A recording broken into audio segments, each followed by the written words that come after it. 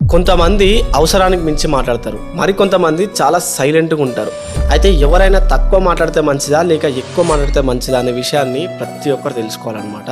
పూర్వం ఒక స్కూల్లో ఒక మంచి స్టూడెంట్ ఉంటుండే. అతను ఎప్పుడు ఏదో ఒక డౌట్ వాళ్ళ సార్ని అడుగుతుంటుండే అనమాట. ఒకసారి సేమ్ ఇట్లనే వాళ్ళ సార్ దగ్గరికి వెళ్ళి ఎక్కువ మాట్లాడితే మంచిదా లేక తక్కువ మాట్లాడితే మంచిదా అని అడుగుతాడు. ఎక్కువ మాట్లాడాలో లేక తక్కువ మాట్లాడాలో నువ్వే నిర్ణయించుకో. అలా నిర్ణయించుకునే ముందు నువ్వు కప్పలా జీవించాలనుకుంటున్నావా లేక కోడిలా జీవించాలనుకుంటున్నావా చెప్పన్నాడు అనమాట. దానికి ఆ స్టూడెంట్ క్వశ్చన్ మార్క్ లాగా ఫేస్ పెట్టేసింది. ఇప్పుడు ఆ గురువు కప్ప కూత ఉదయం నుంచి రాత్రి వరకు వినిపిస్తూనే ఉంటుంది, కానీ కోడి కూత తెల్లారి మాత్రమే వినిపిస్తుంది. కప్పలా నిత్యం మరిచినా గౌరవం రాదు, అదే కోడిలా సమయానికి మాత్రమే మాట్లాడితే ఎంతో గౌరవం. ఎప్పుడు పడితే అప్పుడు ఎక్కడ పడితే అక్కడ అలా మాట్లాడుతూ ఉండకూడదని చెప్పింది అనమాట. ఎక్కువ మాట్లాడితే దాంట్లో ఉన్న అర్థవంతమైన మాటలు చాలా తక్కువగా ఉంటాయి. కాబట్టి తక్కువగా చెప్పాల్సిన దాన్ని సూటిగా సుత్తి లేకుండా చెప్పడం బెటర్.